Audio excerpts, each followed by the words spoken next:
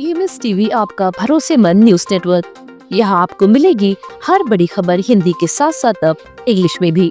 National, international और मध्य प्रदेश की हर बड़ी खबर लाइक करें, सब्सक्राइब करें और ज्यादा से ज्यादा शेयर करें और बने रहें हर बड़ी खबर के साथ। EMS TV, English first and fast. नमस्कार, आप देख रहे हैं EMS टीवी और मैं हूं आपके साथ कंचन। आई नजर डालते हैं बालाघाट की कुछ खास खबरों पर और सबसे पहले बात करते हैं आज की न्यूज हेडलाइंस की। पूर्व मंत्री और भाजपा जिला अध्यक्ष के संपत्ति की हो जांच, बालाघाट विधायक मुंजारे ने की मांग। जिला अधिवक्ता संघ अध्यक्ष की कार का अज्ञात लोगों ने तोड़ा कांच, अधिवक्ताओं में आक्रोश। और महाराणा प्रताप की पुण्यतिथि पर करनी सेना ने श्रद्धांजलि देकर किया नमन। आइए अब बढ़ते हैं खबरों की ओर। बालाघाट की विधायक अनुभा मुंजारे ने पूर्व मंत्री और भाजपा जिला अध्यक्ष रामकिशोर कावरे की संपत्ति की जांच कराने और जिला अध्यक्ष पद से इस्तीफे की मांग की है। मंगलवार को स्थानीय सर्किट हाउस में पत्रकारों से चर्चा करते हुए उन्होंने आरोप लगाया कि रामकिशोर कावरे और उनके बड़े भाई कुमार कावरे की आंवलाझरी स्थित हर्ष कंस्ट्रक्शन पर जीएसटी टीम ने छापामार कार्यवाही की, जिसमें करीब 70 लाख रुपए की जीएसटी चोरी सामने आई है। विधायक मुंजारे ने कहा कि यह मामला सत्ता के दुरुपयोग और भ्रष्टाचार को उजागर करता है। उन्होंने आरोप लगाया कि विधायक बनने के बाद कावरे ने अवैध तरीके से संपत्ति अर्जित की और राइस मिल निर्माण में नियमों की अनदेखी की। मुंजारे ने निष्पक्ष जांच की मांग करते हुए कहा कि जांच होने पर करोड़ों की गड़बड़ी सामने आ सकती है। जो भ्रष्टाचार करने वाले नेता हों, चाहे वो किसी भी दल के हों, भ्रष्ट आचरण कर रहे हैं, नंबर 2 की कमाई कर रहे हैं, उनकी इस तरह के आचरण पर लगाम लगना ही चाहिए, जरूरी है। और सरकार का एक कदम जो है निश्चित रूप से एक ठीक कदम है, अच्छा कदम है, मैं इसको अच्छा मानूंगी।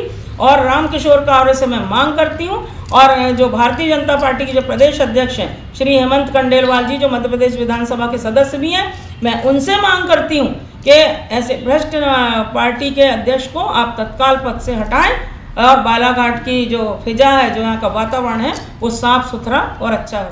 जिला अधिवक्ता संघ के नवनिर्वाचित अध्यक्ष प्रवेश मलेवार की कार का सोमवार की शाम को अज्ञात लोगों ने पत्थर मारकर कांच तोड़ दिया। इस घटना से अधिवक्ताओं में आक्रोश है। सोमवार की रात्रि में ही अधिवक्ताओं ने कोतवाली पहुंचकर मामले की शिकायत दर्ज कराई। निष्पक्ष जांच कर दोषियों पर कार्रवाई की मांग की। अधिवक्ता संघ अध्यक्ष प्रवेश मलेवार ने बताया कि हाल ही में संघ के चुनाव हुए हैं, जिसमें वे अध्यक्ष निर्वाचित हुए हैं। सोमवार को वे अपनी कार से न्यायालय पहुंचे थे। रोजाना की तरह कार को पार्क कर दिया था, लेकिन सोमवार की रात्रि अज्ञात लोगों ने कार के सामने का कांच तोड़ दिया। ये चुनावी रंजिश के कारण किया गया। उन्होंने इस मामले की निष्पक्ष जांच कर दोषियों के खिलाफ कार्रवाई की मांग की है। 17 जनवरी 2026 को हमारा अधिवक्ता संघ का चुनाव संपन्न हुआ है और मैं अध्यक्ष पद पर निर्वाचित हुआ और प्रतिदिन की तरह आज 19 जनवरी 2026 को मैं न्यायालय 11:30 बजे आया था और अपने 4 चक्का वाहन MP 50C 6373 से आया था और वाहन को न्यायालय के पीछे वाले पार्ट में खड़ा कर दिया था, अरविंद राय के ठेले के सामने। और जब मैं घर जाने की निकल रहा था, अपने वाहन के पास जाके देखा तो मेरे गाड़ी का सामने का कांच फूटा हुआ था, जिससे अज्ञात से मेरी गाड़ी का कांच फोड़ दिया। इसी संबंध में थाना कोतवाली बालाघाट सभी वीर शिरोमणि महाराणा प्रताप की पुण्यतिथि के अवसर पर 19 जनवरी को श्री राजपूत करनी सेना टीम द्वारा शहर के इतवारी बाजार समीप महाराणा प्रताप की प्रतिमा स्थल पर पहुंचकर उन्हें श्रद्धांजलि देते हुए उनके शौर्य व स्वाभिमान को नमन किया गया। इस दौरान महाराणा प्रताप की प्रतिमा पर दीप प्रज्वलन और माल्यार्पण कर वीर महाराणा प्रताप अमर रहे व महाराणा प्रताप की जय घोष की गई। इस दौरान करनी सेना के जिला अध्यक्ष शुभम सिंह चौहान ने कहा कि वीर शिरोमणि महाराणा प्रताप केवल एक योद्धा नहीं बल्कि आत्मसम्मान, स्वतंत्रता और मातृभूमि के लिए संघर्ष का प्रतीक है। उन्होंने विपरीत परिस्थितियों में भी कभी अपने सिद्धांतों से समझौता नहीं किया।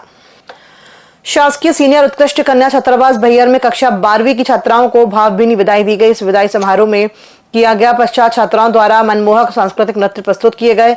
उपस्थित 85 अतिथियों का छात्राओं द्वारा स्वागत कर गिफ्ट पैक भेंट किया गया। कार्यक्रम के दौरान सभी लोगों को स्वल्पाहार दिया गया। कक्षा 12वीं की छात्राओं का स्वागत कर गिफ्ट पैक भेंट किया।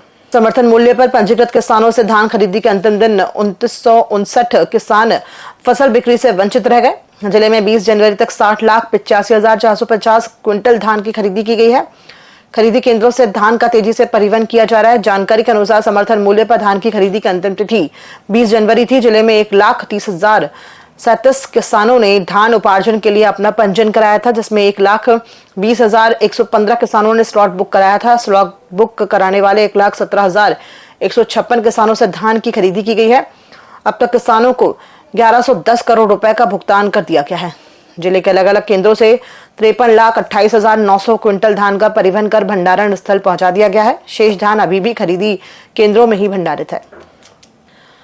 नगर का हृदय स्थल माने जाने वाले हनुमान चौक क्षेत्र में वर्षों से चली आ रही जलभराव की गंभीर समस्या के स्थायी समाधान के लिए नगर पालिका परिषद द्वारा एक समग्र कार्य योजना तैयार की गई थी।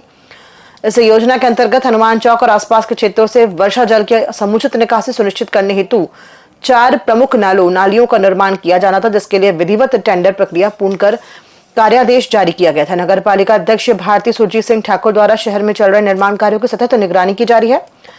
इसी क्रम में 19 जनवरी को हनुमान चौक सहित संबंधित क्षेत्रों में चल रहे नाली निर्माण कार्यों का निरीक्षण किया गया।